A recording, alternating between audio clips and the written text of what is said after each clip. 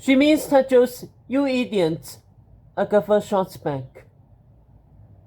Right, of course, said Sophie tightly. Get to Nottingham, girls, quickly, said Dauphin, the image of her face starting to fade. Keep Tetros safe and bring him to Camelot. You must not fail. My crystal ball recesses at midnight, so I'll... She vanished that mid-sentence like a ghost. Really, that crystal ball is madness, said Sophie. Agatha wheeled towards her. We need to talk. Sophie was already standing. We'll do a nice catch-up over tea and those foul chocolate cookies you love, she said, hustling away. But you need to set the ship's course and Kiko is desperate to speak to me, so it'll have to be another time. Tetros wading into the woods.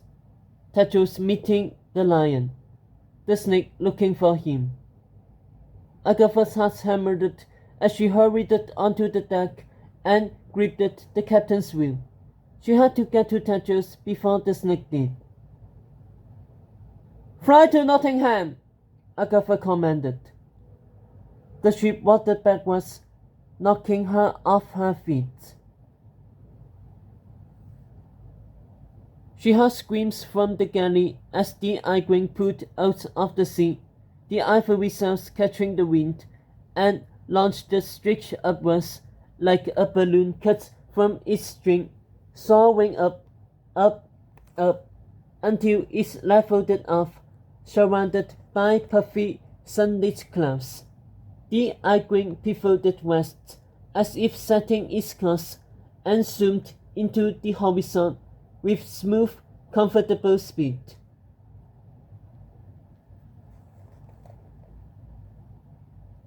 Agatha lumbered off the floor, hearing groans and shouts inside the ship. You could have warned us, someone hollered. Good job, Captain, echoed someone else.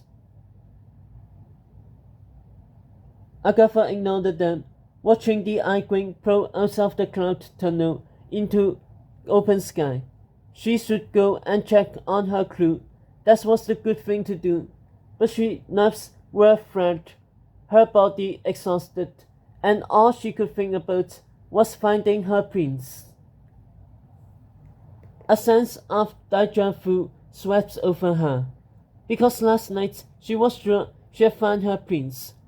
When that master lion freed her, she felt so relieved and protected, back in her true love's arms. But it wasn't her true love, and instead she watched the boy she thought were hers kiss Sophie.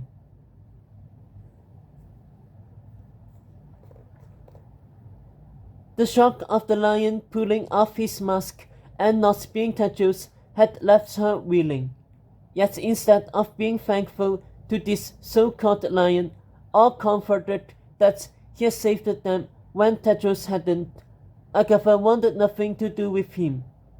Why? Why wasn't she happy that Sophie had found a new romance and that him a new ally? Why was her blood boiling as if this boy were a villain instead of a friend?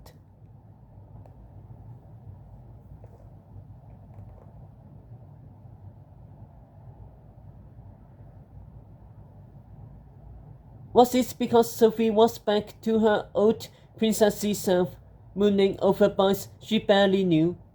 No, that wasn't it. Sophie hadn't sought out this lion like she had once sought out a prince. This boy had jumped into their story and kissed her out of the blue. Maybe that's what was irritating her, that some boy would kiss her best friend as his reward for a good deed. No, that wasn't it either. Most other boys claimed to do good for good's sake, but in the end, let's face it, it was usually to get a girl. No, Deep down, Agatha knew what was really bothering her. It was that Sophie was right. The lion had done Tetro's job, not just last night, but now the lion was heading after Snake in other kingdoms. He has swooped in like a hero and beat back the enemy like she had tried to, only, unlike her, he had actually succeeded. He had been Tetro's champion better than she had ever been. What would Tetros think of this boy who so effortlessly did what he hadn't done, what she couldn't do either? What must Tetros be thinking, going to meet him? That it's time he acts like a king, the voice inside her retorted.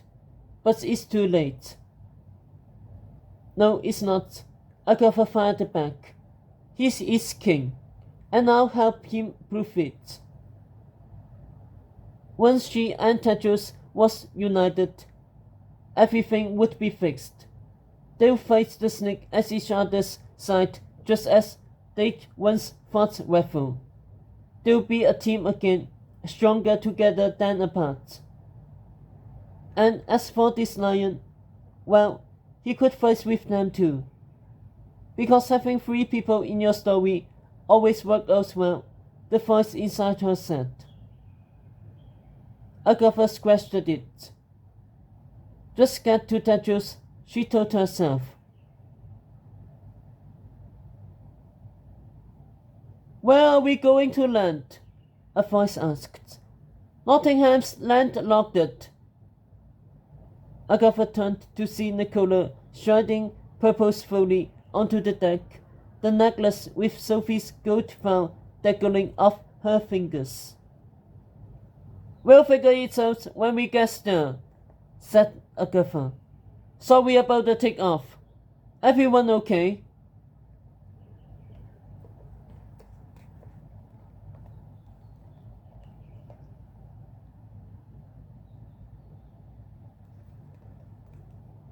William poked it again, and we had to put him down for a nap, which he probably needs since he keeps insisting that he can use Tarot's cards to communicate with the dead. Meanwhile, Borden's creepily slithering up to people and asking everyone if they saw the lion's face and whether he's handsome, as if that matters. Think those two had a little too much lemonade at lunch. Most of the crew is fine, though a bunch of them are too injured from their quest to come ashore in Nottingham. We'll have to leave them on the ship. But forget all that, said Nicola, breathless. I found something.